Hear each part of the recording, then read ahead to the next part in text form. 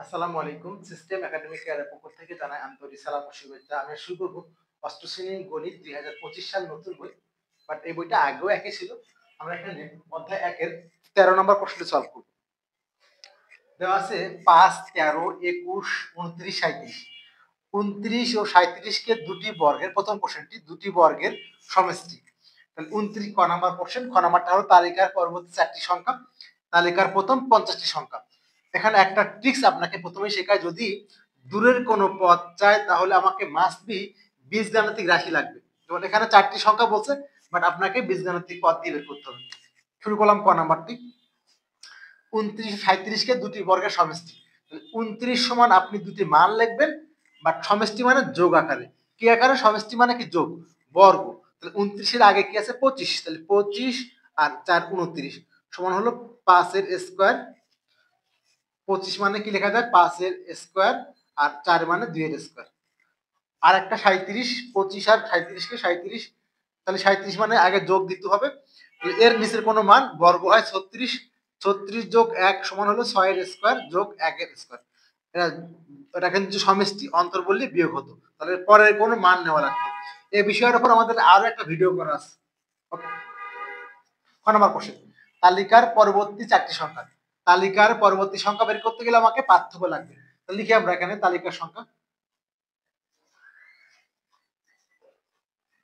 তালিকার সংখ্যা কত দেওয়া আছে দেখেন তো? ৫, ১৩, ২১, ২৯, ৩৭ দেওয়া আছে আমাদের এখানে। ৫, ১৩। ওকে, আমরা পার্থক্য লিখবো, বা লিখতে পারেন পাশাপাশি দুইটা পদের পার্থক্য। আমি জাস্ট পার্থক্য লিখবো। ৮ থেকে ১৩ থেকে ৫ গেলে হলো ৮।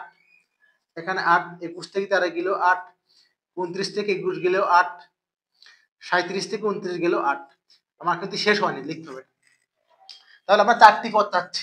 তাহলে এখানে কিন্তু আমাদেরকে পরবর্তী ৪টি পদ বের করলে হয়ে গেছে। বাট এইখানে কিন্তু করার জন্য আমাকে বীজগাণিতিক রাশি লাগবে। তাহলে আমি এখানে সহজ করে দিলাম। লেখেন যেহেতু, লেখেন এখানে পার্থক্য, লেখেন এখানে পার্থক্য ৮ করে বাড়ছে।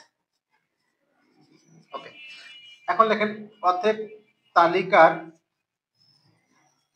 ৪টি পদ। তাহলে তালিকার পরবর্তী প্রথম পদ, তালিকার পরবর্তী প্রথম পদ সমান কত হবে? ওই যে ৩৭ ছিল যোগ ৮, কত হলো? ৪৫। ঠিক তালিকার পরবর্তী দ্বিতীয় পদ কি হবে? ওর সাথে আবার ৮ যোগ হবে। ৪৫ যোগ ৮ ৫৩। পরবর্তী তৃতীয় পদ কি হবে? ওই যে ৫৩ সাথে আর ৫ ৮ যোগ হবে ৬১। এবং তালিকার পরবর্তী চতুর্থ পদ ওই ৬১ সাথে আরো ৮ যোগ হবে। অর্থাৎ পার্থক্যটা বের করার পরে যে মানটা আছে ৩৭ আর ৪৫, ৪৫ আর ৮ ৫৩, ৫৩ আর ৬১, এটা ৬ নম্বর শেষ। তালিকার প্রথম ৫০টি পদের সংখ্যা সমষ্টি। ৬ নম্বরটা আশা করি বুঝতে পারছেন। সরে গেলাম, দেখে নেন, সমস্যা নেই। জাস্ট আমরা গ নাম্বারটা করার জন্য, কারণ এখানে কিন্তু ৫০টি সংখ্যা সমষ্টি মানে আমার ৫০তম পদের মানও লাগবে। তাহলে আমরা এখান থেকে গ নাম্বারটা করবো। আমরা এখান থেকে গ নাম্বারটা করবো। গ নাম্বারটা তাহলে সমষ্টি করতে গেলে আমার লাগবে হলো প্রথম পদ আর শেষ পদ। তাহলে ৫০টি পদের সমষ্টি, মানে ৫০তম পদ লাগবে। তাহলে এখানে যে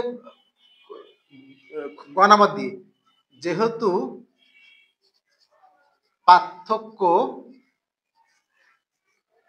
৮ করে বাড়ছে, অতএব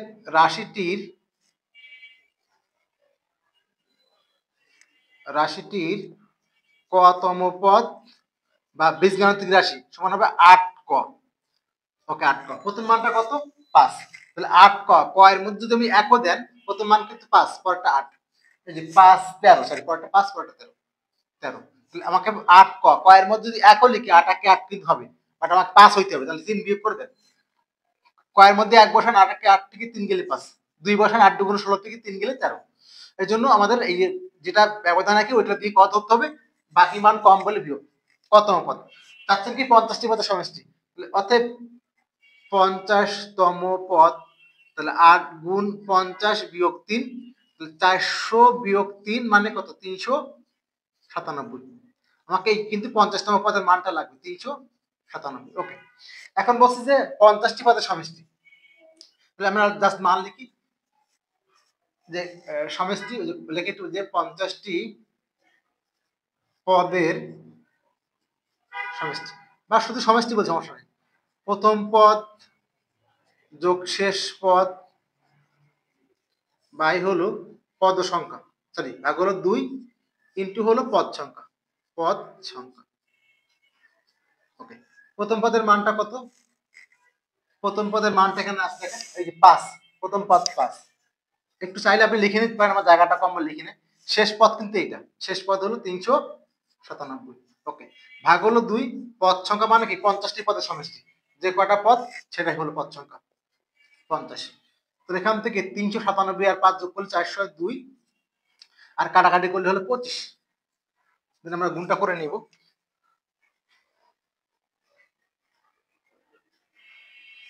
গুণ করলে হচ্ছে 150, 10,050। এখানে একটা ইম্পর্টেন্ট কথা আপনাকে বলে রাখি, যদি চাইলে আপনি মানগুলো লিখে নিতে পারেন, একটা আমি লিখে নেই যেখানে উল্লেখ করতে পারেন প্রথম পদ এটা শেষ পদ।